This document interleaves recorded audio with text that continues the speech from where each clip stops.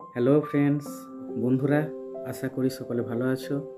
তো আজ আমি তোমাদের সামনে আমার জন্মভূমি, আমার ছোট্ট গ্রাম ভবানীপুর, এই ভবানীপুর সম্পর্কে আজ আমি তোমাদের সামনে কিছু কথা ও বৈশিষ্ট্য তুলে ধরব।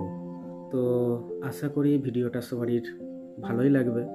তো ভালো লাগলে কমেন্ট করে অবশ্যই জানিও, এবং ভিডিওটি ভালো লাগলে লাইক, কমেন্ট এবং শেয়ার করতে যেন ভুলো না। তো আর দেরি না করে শুরু করছি আমার এই ভিডিওটি। আমাদের ছোট্ট গ্রাম ভবানীপুর বাঁকুড়া জেলার জয়পুর থানার অন্তর্গত মৈনাপুর গ্রাম পঞ্চায়েত এলাকার মধ্যে পড়ে।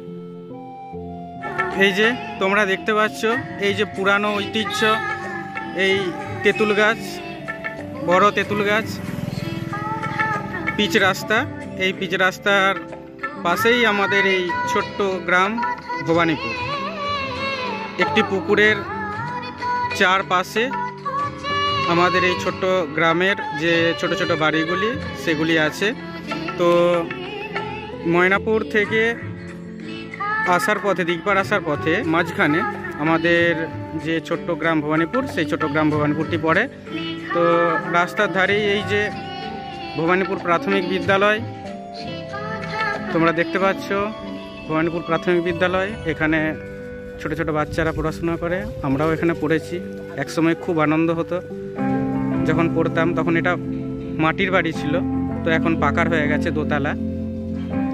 তো ঠিক পাশেই আমাদের গ্রামের রাস্তা, গ্রামের ভিতরের রাস্তা। এই যে আমাদের ভবানীপুর সবুজ সংঘ ক্লাব, সব ফল কুচানো হচ্ছিল।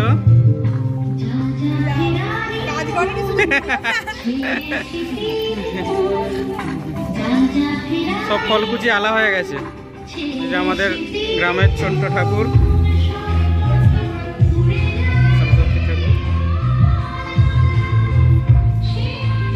এই যে আমাদের বড় বড় দুই পালোয়ান নিয়ে আসছে, বড় বড় দুটো কলা গাছ ক্লাবের পাশে লাগবে।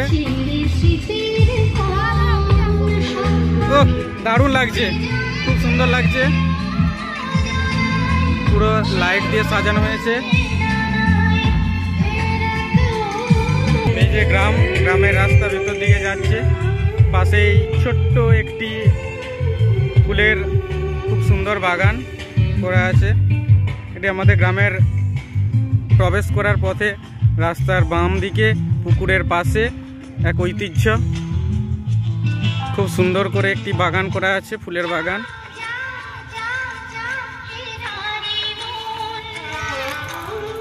এই যে ছোট ছোট পুচকেগুলি পুজোতে এসেছিল,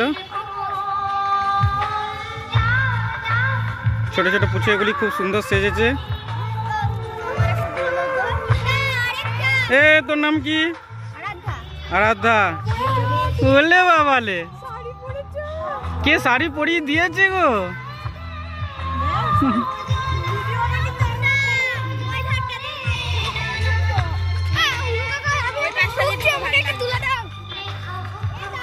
কত সুন্দর ডালিয়া গাছ, ডালিয়া ফুল,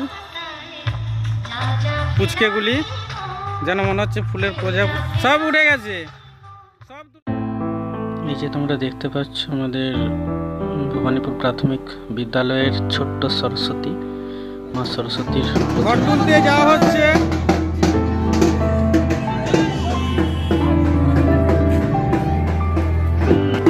বাউনটা করে একটু ছোটটা খুলে দে।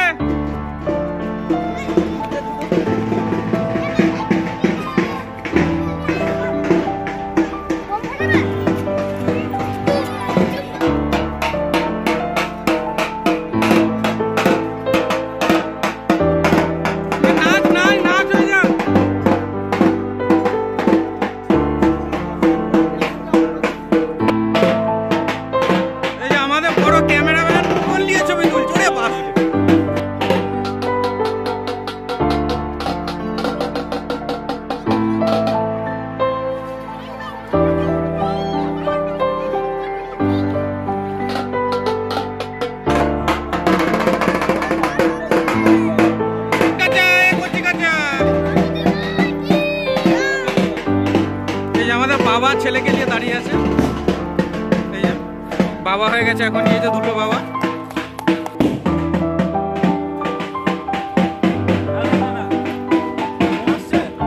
মা মনসা জাগছে, মা মনসাকে জাগাও, জাগাও মা মনসাকে।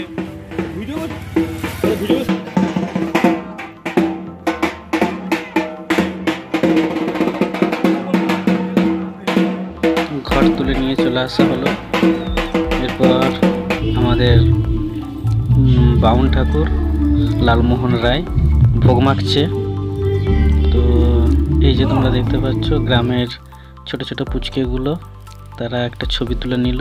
আমরাও আমাদের ক্লাবের গ্রুপ একটা ফটো তুলে নিলাম, বৌদির সাথে অনন্যার সাথে ছবি তুললাম।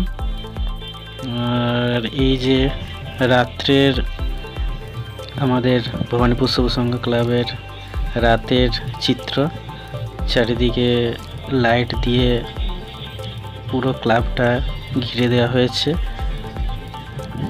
খুব সুন্দর লাগছে দেখতে আমাদের ভবানীপুর সবুজ সংঘ। আর প্রতি বছর আমরা এই সরস্বতী পুজো উপলক্ষে ঠিক তার পরের দিন আমরা একটা ছোট্ট নাটকের আয়োজন করি।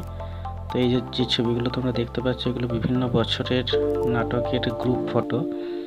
আমরা আমাদের গ্রামের সবাই মিলে এই নাটক আমরা মঞ্চস্থ করি মানুষকে মনোরঞ্জন করার জন্য। এবছর এই যে ছোটরা একটা নাটক করেছিল, তারপর আমাদের গোয়াযুগ লাইক হয়। তোমরা দেখতে পাচ্ছ সীতার অগ্নি পরীক্ষা একটা গোয়াযুগ লাইক। তাছাড়া এই যে যীশু খ্রিস্ট, এটা অবশ্য অনেক বছর আগেকারের দিয়েছি। এই যে আমাদের লালটু মহিষাসুর সেজেছিল। আর এই যে রামকৃষ্ণ সারদা দেবী আর বিবেকানন্দ। আর এই যে তোমরা যে গান শুনতে পাচ্ছ, আমাদের বর্ধমান নিবাসী উৎসব মিয়া, বর্ষার ভাই, খুব সুন্দর গলা, হেমন্ত গলায় গান গায়। অনেক বড় হোক আমাদের এটাই প্রার্থনা। আর বিভিন্ন যে ছোট ছোট সাংস্কৃতিক অনুষ্ঠানগুলো হয়, তার আর যারা প্রথম দ্বিতীয় তৃতীয় স্থান অধিকার করে তাদেরকে আমরা আমাদের সাধ্যমতো প্রাইজ পুরস্কার আমরা দিই। এই যে পুরস্কার দেখতে পাচ্ছ তোমরা। এরপর সন্ধ্যা গড়াতেই আমাদের বিভিন্ন যে রীতি, সেই রীতিনীতি মেনে মা সরস্বতীর যে প্রতিমা বিসর্জনের আগে যে রীতিগুলি মানা হয়, সেই রীতি মেনেই আমাদের প্রতিমা বিসর্জন বা নিরঞ্জন করা হয়। তোমরা দেখতে পাচ্ছ বিভিন্ন রীতিনীতি মানা হচ্ছে। তো এরপর রাত্রিবেলায় আর বলার কিছু নেই। এই যে তোমরা দেখতে পেলে এই যে ডিগবাজিটাকে খেলো, তোমরা নিশ্চয়ই চিনতে পেরেছো।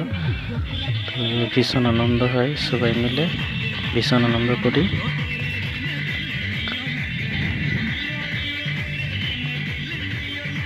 এই আনন্দ আর কোথাও গেলে পাওয়া যাবে না। এই কটা দিন, পুজোর কটা দিন আমরা যে আনন্দ করি, নিজেদের মতো আনন্দ করি।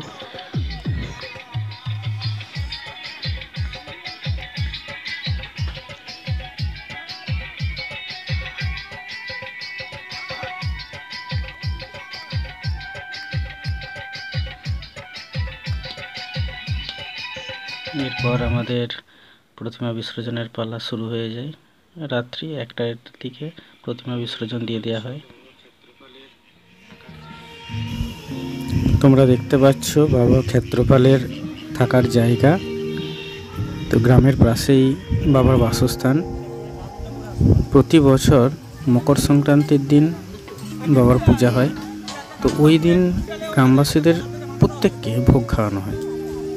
তোমরা দেখতে পাচ্ছ এই যে ভোগ রান্না হচ্ছে, গ্রামের মহিলারা সকলে এসে আনাজ এবং সবজি কাটছে। সন্ধ্যা গড়ালেই ভোগ খাওয়ানো শুরু হয়ে যায় এখানে। তবে শুধু আমাদের গ্রামের মানুষেরা নয়, পাশের গ্রামের মানুষেরাও আসে ভোগ খেতে। এরপর এই যে দেখতে পাচ্ছ তোমরা জলের ট্যাঙ্ক, এখান থেকে জল সারা গ্রামে ডিস্ট্রিবিউট হয়। তো রাস্তার পাশে পাশে সমস্ত ট্যাপ কলগুলো আছে, এগুলোতে জল সাপ্লাই করা হয়। আমরা নিজেদের মতো করে এই জল ব্যবহার করি। আর গ্রামের ঠিক মাঝেই আছে মা শীতলার মন্দির। তো প্রতি বছর জ্যৈষ্ঠ মাস নাগাদ এই পূজা হয়। আর এই পূজা উপলক্ষে রামেশ্বরের যে শিব মন্দির আছে, এই যে রামেশ্বর শিব মন্দিরের সামনে যে আটচালা, সেই আটচালাতে হরিনাম বসে, অর্থাৎ অষ্টম প্রহর বসে।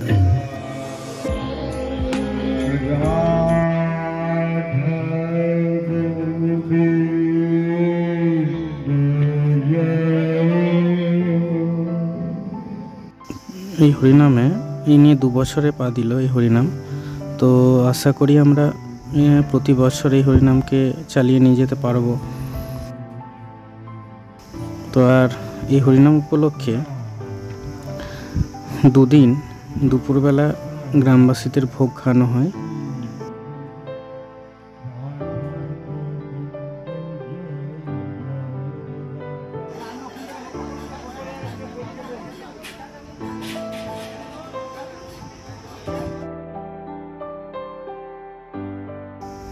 আর শেষে হয় ধুলট। তো ওই দিন ভীষণ ভীষণ মজা হয় সকলের। গ্রামের কচি থেকে বুড়ো সকলে মেয়ে ছেলে সবাই এই ধুলোটা অংশগ্রহণ করে। সবাই নাচে গানে মত্ত হয়ে যায়, আবির খেলা চলে, ভীষণ ভীষণ আনন্দ হয় এই দিনগুলো। তোমরা দেখতে পাচ্ছ নাচছে সব। গ্রামের রাস্তার পাশেই আরও একটি মন্দির আছে, সেটা হচ্ছে এই যে ছবি, এই যে ছোট্ট বিষ্ণু মন্দির। আরও এক মন্দির আছে যেটা হচ্ছে কালী মায়ের মন্দির।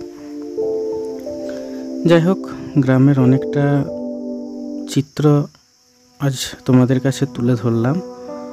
তো আরও অনেক কিছুই বাকি আছে, যতই বলি যতই দেখাই শেষ হবার নয়।